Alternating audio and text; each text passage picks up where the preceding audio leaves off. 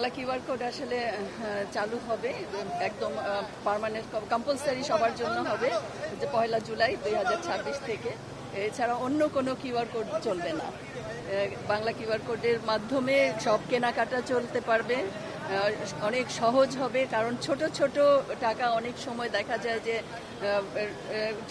Change দিতে পারে না অনেকেই, কিন্তু এখানে অ্যাকচুয়াল যে প্রাইস সেইটাই ডেবিট হয়ে যাবে এবং সবার কাছে এটা সহজলভ্য করবে। ডাচ বাংলা ব্যাংক এটা করেছেন, অন্যান্য সব ব্যাংকও আশা করি এগিয়ে আসবেন এই বাংলা কিউআর কোডের বিষয়ে। যার যার যেখানে অ্যাপস আছে এটার মাধ্যমে কেনাকাটা করলে আসলে সবাই উপকৃত হবেন। আর ভবিষ্যতে আমরা ক্যাশলেস সোসাইটি করার একটা চিন্তা ভাবনা আছে আমাদেরকে, যাতে করে ক্যাশ ট্রানজেকশন কম হয়।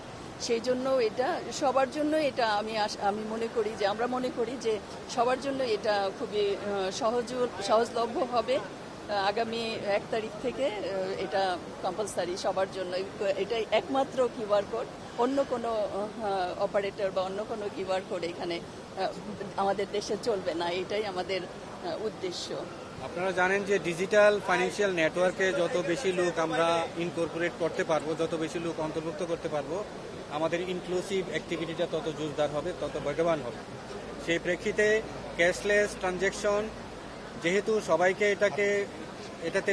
এটাতে অন্তর্ভুক্ত করার প্রক্রিয়া আমাদের চলমান আছে, সেই প্রক্রিয়ার মাধ্যমে আমরা ফাইন্যান্সিয়াল ইনক্লুশনকে আরও বাড়াতে সক্ষম হব। এতে করে লেনদেন সহজ হবে, এতে করে লেনদেন সিকিউর হবে, নিশ্চিত হবে এবং লেনদেনের নিরাপত্তা বৃদ্ধি হবে। পাশাপাশি আমাদের জিডিপির আয়তন, জিডিপির আকারও বৃদ্ধি পাবে, কারণ লেনদেনগুলা রেকর্ডেড হবে, লেনদেনগুলা লিপিবদ্ধ আকারে আমরা পাবো। আগে যেটা ইনফর্মাল লেনদেন ছিল সেটার হিসাব হয়তো আমরা অতটা পেতাম না। সেই ক্ষেত্রে আমাদের অর্থনৈতিক কর্মকাণ্ড যেমন জোরদার হবে, আমাদের নিরাপত্তা যেমন নিশ্চিত হবে, আমাদের সহজলভ্যতা এবং সহজ যে ট্রানজ্যাকশন করা যায় সেটাও নিশ্চিত হবে।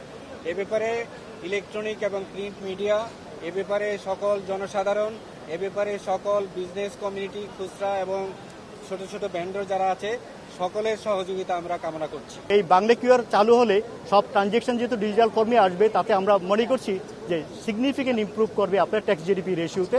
তাতে গভর্নমেন্ট আরও বেশি শক্তিশালী হবে এবং তার ডেভেলপমেন্ট অ্যাক্টিভিটিস আরও করতে সক্ষম হবে এবং এটা সিগনিফিকেন্ট স্টেপ।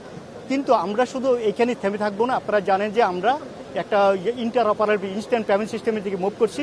আগামী বছর থেকে ইনস্ট্যান্ট পেমেন্ট সিস্টেম চালু হয়ে যাবে।